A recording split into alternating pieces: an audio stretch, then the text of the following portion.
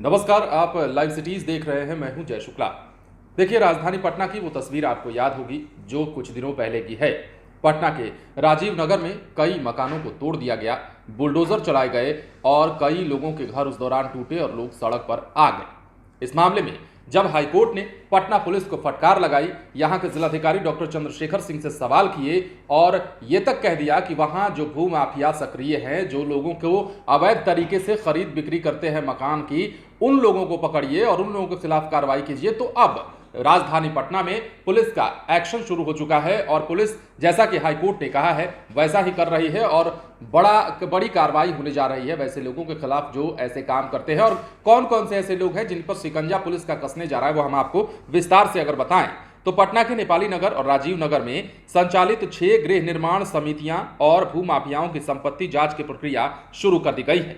पटना जिलाधिकारी ने इसकी संपत्ति जांच के लिए आर्थिक अपराध इकाई को पत्र लिखा। इन भू माफियाओं पर कार्रवाई की घटना पटना हाईकोर्ट ने जिलाधिकारी से मांगी थी।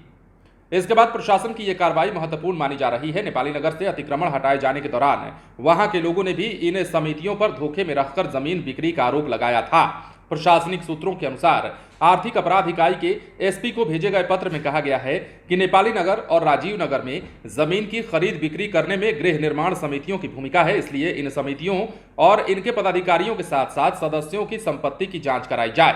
डीएम की सिफारिश के बाद इन गृह निर्माण समितियों और इनके सदस्यों के खिलाफ धन शोधन निवारण अधिनियम 2002 के तहत कार्रवाई तय मानी जा रही है।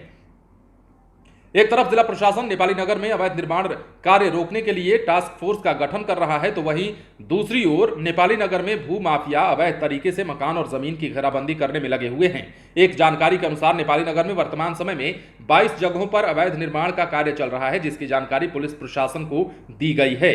नेपाली नगर में अवैध निर्माण कार्य को रोकने के लिए राजीव नगर थाना और आवास बोर्ड के सहायक अभियंता को जिम्मेदारी सौंपी गई है। और सबसे खास बात यह है, इसमें जो मामला निकलकर सामने आ रहा है कि अब पटना पुलिस जो है उन लोगों के खिलाफ कार्रवाई करने के मूड में आ गई है जिन लोगों ने लोगों को भ्रम में रखकर, लोगों को अंधेरे में रखकर जमीन की खरीद बिक्री की, उन्हें ऐसी जमीन दिलाई जो जमीन उनके नाम पर कभी हो नहीं सकती थी। और ऐसा ही मामला राजीव नगर में देखने को भी मिला। जब प्रशासन बुलडोजर लेकर पहुंचा तो लोग तो ये जानते थे कि ये मकान हमारा है, ये जमीन हमारी है, लेकिन उन्हें शायद पता नहीं था, या फिर यूं कह सकते हैं कि कई लोग तो ऐसे भी होंगे जो पता होते हुए भी ये काम कर रहे होंगे या मकान का निर्माण करा चुके होंगे। अब ऐसे में उनका जब घर टूटा है तो प्रशासन को जब हाईकोर्ट ने आदेश दिया है तो ऐसे लोगों के खिलाफ कार्रवाई की जाने वाली है जिन लोगों ने लोगों को भ्रम में रखकर जमीन बेची है और अथाह संपत्ति जो है वो बना ली है। अथाह संपत्ति के मालिक हुए हैं सिर्फ और सिर्फ फर्जीवाड़े के पैसे से। अब ऐसे पे कार्रवाई क्या होती है वो भी देखने वाली बात है। हालांकि कार्रवाई जो होने वाली है वो तो हमने आपको बता ही दिया, लेकिन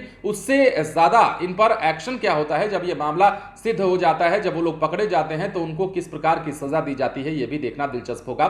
बने रहें लाइव सिटीज के साथ। यदि आपने इस चैनल को सब्सक्राइब नहीं किया है तो सब्सक्राइब कर लीजिए ताकि हम आपको खबरों से अपडेट रख सकें। धन्यवाद।